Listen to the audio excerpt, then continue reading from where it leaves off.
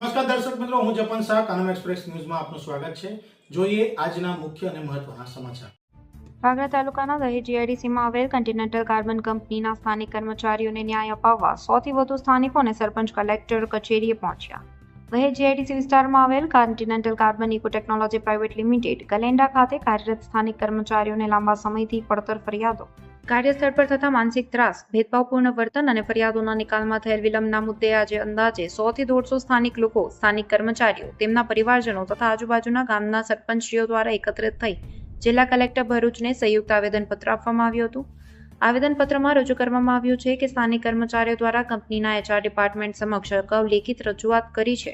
વ્યક્તિગત જવાબો તથા જરૂરી પુરાવાઓ પણ રજૂ કર્યા હોવા છતાં આજ દિન સુધી ફરિયાદોનો કોઈ કારણસભર અને અંતિમ લેખિત નિકાલ કરવામાં આવ્યો નથી. સ્થાનિક લોકોએ આક્ષેપ કર્યો છે કે ઇન્સ્ટ્રુમેન્ટ ડિપાર્ટમેન્ટના મેનેજર વિનોદ ઉપાધ્યાય દ્વારા લાંબા સમયથી કર્મચારીઓ સાથે માનસિક ત્રાસ, અપમાનજનક વર્તન, શિફ્ટ ચેન્જ બાબતે ભેદભાવ અને અનાવશ્યક દબાણનું વાતાવરણ ઊભું કરવામાં આવી રહ્યું છે. આ ઉપરાંત ઇન્સ્ટ્રુમેન્ટ એન્ડ ઇલેક્ટ્રિકલ એચઓડી દીપકભાઈ પટેલ દ્વારા પણ કેટલાક પ્રસંગોએ કર્મચારીઓ સાથે કડક અને દબાણપૂર્વક વલણ અપનાવવામાં આવ્યું હોવાના તથા મંજૂર રજા અને ઇન્ક્રીમેન્ટ બાબતે ધમકીજનક ટિપ્પણીઓ કરવામાં આવી હોવાના મુદ્દાઓ પણ રજૂ કરવામાં આવ્યા છે.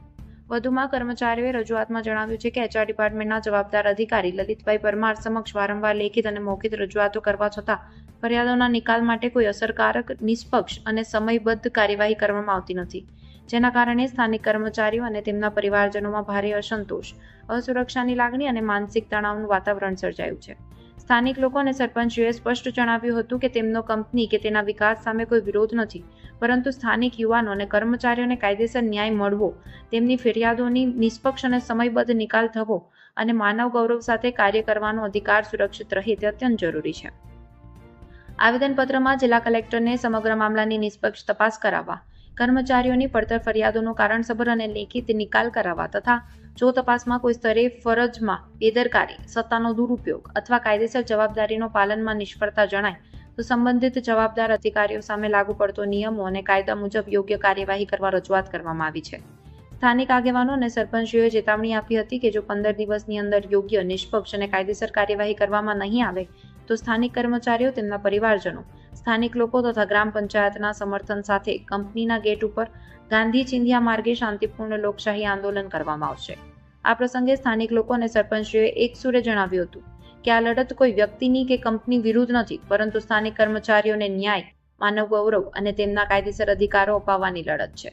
સ્થાનિક લોકો અને ગ્રામ પંચાયતો ન્યાયની આ લડતમાં કર્મચારીઓની સાથે અડગ પગે ઊભા છે. રિપોર્ટર રવિ સૈયદ, ભરૂચ.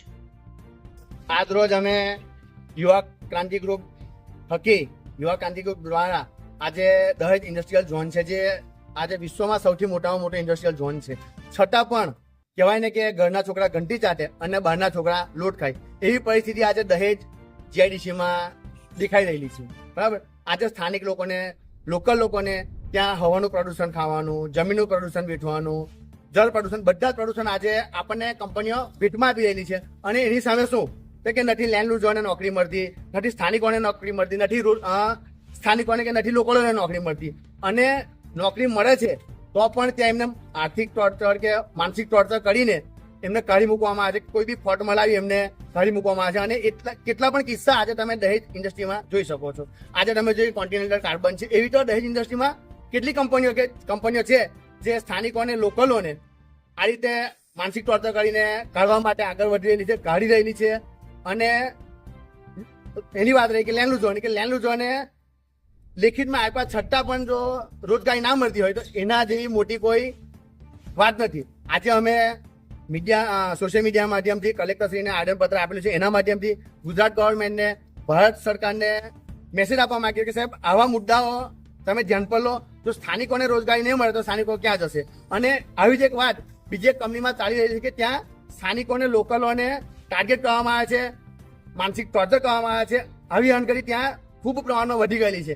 અને જો આવું નવું થશે ને આનું જો સોલ્યુશન નહીં આવે તો અમે કંપની પર, કલેક્ટર કચેરીએ 200, 500, 1000, 1500 જેમ બને વધુની સંખ્યામાં આંદોલન કરીશું.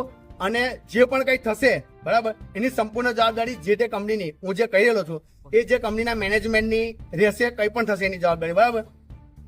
પોલીસને પણ અમે હવે બધું આગળ જે છે સ્ટેપ બાય સ્ટેપ કાર્યવાહી કરી રહ્યા છે. જો આનું નિરાકરણ નહીં આવે તો અમે ગાંધી ચિંજા માર્ગે આનું આંદોલન કરીશું. એટલે દહેજની જે કંપનીઓ છે તે આના પર ધ્યાન આપે, નહીં તો અમે ઉગ્ર આંદોલન કરવા તરફ આગળ જઈ રહેલા છે. દેવસી દહેજ. સૌ પ્રથમ તો પ્રિન્ટ મીડિયા અને ઇલેક્ટ્રિક મીડિયાનો ખૂબ ખૂબ આભાર કે આપે અમારા યુવા ક્રાંતિ ગ્રુપના પ્રશ્નને વાચા આપવાનો પ્રયત્ન કર્યો છે. આજે યુવા ક્રાંતિ ગ્રુપ આપ જોઈ રહ્યા છો, લગભગ આજુબાજુના 20થી 30 ગામોમાં સતત સંપર્કમાં રહીને ગામના જે મુખ્ય યુવાનો છે તેમનો સંપર્ક કરીને જે પ્રાણ પ્રશ્નો છે એને વાચા આપવાનો પ્રયત્ન કર્યો છે. તેમાંનો એક મુખ્ય પ્રશ્ન અત્યારે સળગ તો કહી શકાય, તેમાં કાર્બન કોન્ટિનેન્ટલ કંપની દ્વારા તેમના કર્મચારીઓનું સતત માનસિક ટોર્ચર અને શોષણ કરવામાં આવ્યું છે, જેના આધાર અને પુરાવાઓ પણ છે. અને ત્યાંના HR ડિપાર્ટમેન્ટના HR હેડ લલિત પરમાર દ્વારા આગળ 6 મહિના પહેલા પણ રજૂઆત કરવામાં આવી હતી, પણ હજુ સુધી એનું કોઈ સંતોષજનક નિરાકરણ આવેલ નથી. તે પણ પ્રશ્ન છે. અને સાથે સાથે લેન્ડ લૂઝરોનો જે પ્રશ્ન છે, 80-20નો રેશિયો છે, એમ ઘણા બધા અત્યંત જટિલ પ્રશ્નો છે, તેને ઉઠાવીને આજના રોજ જ્યારે કલેક્ટર સાહેબશ્રીને આવેદનપત્ર આપવામાં આવ્યું છે.